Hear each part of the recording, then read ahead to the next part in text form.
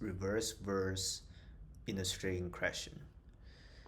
So this is actually an easy question because Python have this function split.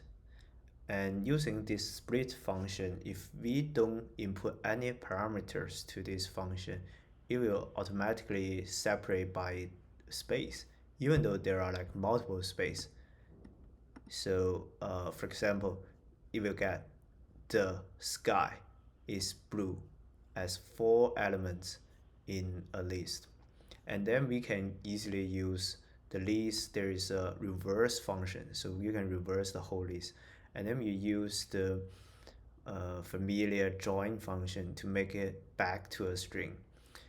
And this will take on time complexity and on space complexity. So you will say, oh, could we do this in place? Actually, in Python, we are not, because the string in Python is immutable. So actually, we can have a very cool one-liner for this question. So using the space, join the reverse split.